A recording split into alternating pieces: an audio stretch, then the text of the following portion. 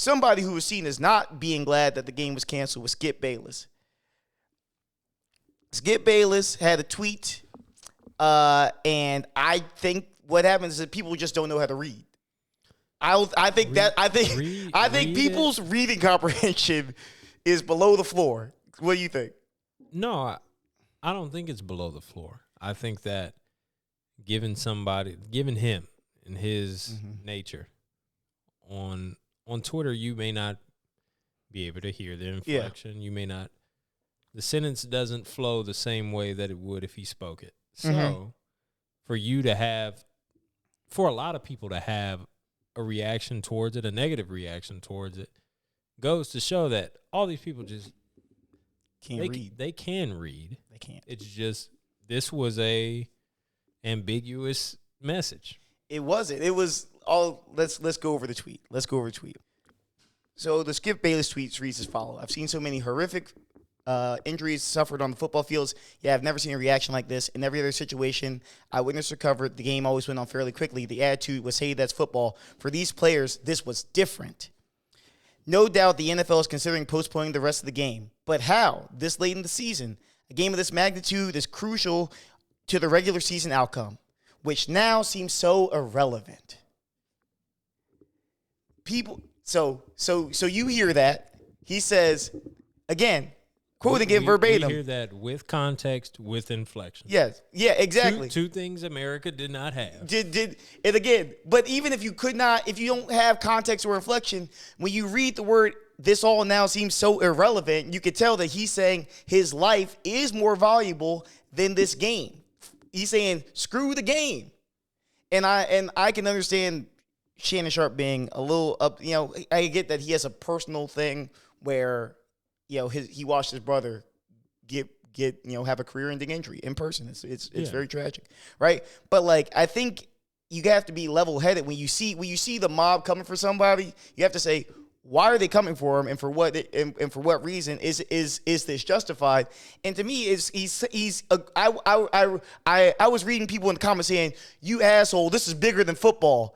That's what he's saying. Yeah, you read her in the same point. Yeah.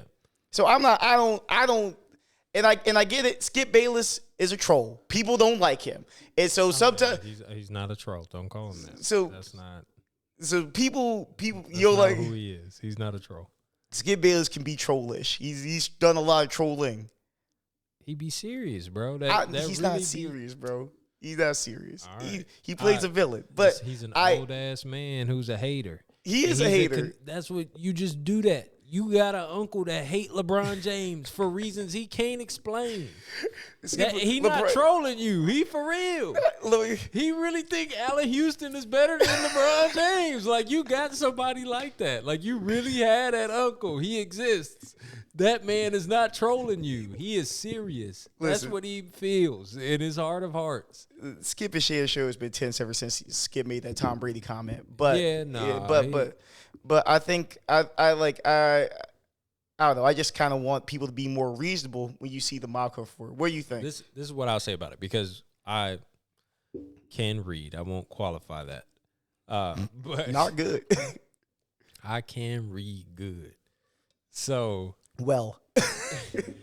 so when I see that and I see exactly what Skip meant by it, because I just went to his Twitter. I didn't like see it Get on the Instagram quote tweets first, and I just seen that one tweet. Because if you just see that one tweet, then it looks kind of wild.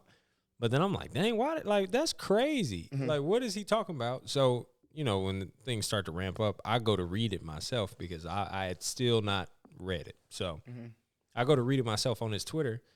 I'm like, oh, I don't quite understand. Mm-hmm. But then I also do understand why everybody would be up in arms. But this is what I have to say about Skip, knowing that he is the man that I just described about. The hater. Yeah. The hater who people hate.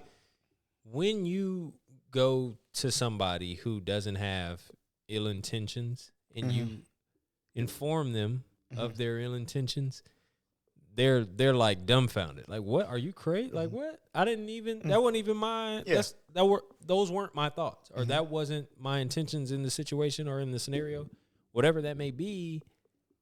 but he just won't back down. And I'm like, why can't you just explain what you meant by it? He feels like he doesn't have to explain because it's in writing. Yeah. But if 70% of America think that you're crazy for what you tweeted, just say, hey, that's not what I meant. Just pay attention on TV. He wrote that. So here's the other thing, right? Again, and I would agree with you there, but here's the follow-up tweet to that. Yeah, I needed the follow-up talk. So the follow-up is, nothing is more important than that young man's health. That was the point of my last tweet. I'm so sorry if that was misunderstood, but his health is all that matters. Again, everything else is irrelevant. I prayed for him and will continue to do so. And that's why I said that should have been said on TV instead of what he did with Shannon Sharp. Because the show is tense, then you don't have that interaction. Then you don't allow Shannon Sharp to say, hey, I wish Skip would take it down, and let him finish his point. And then when you're done, hey, Skip, or hey, Shannon, like, I'm going to tell you, I'm not going to take that down. And because I meant no ill intention, and and the context and the follow-up. The former tweet and the one that followed it, those both gave you the correct context for what I meant by that.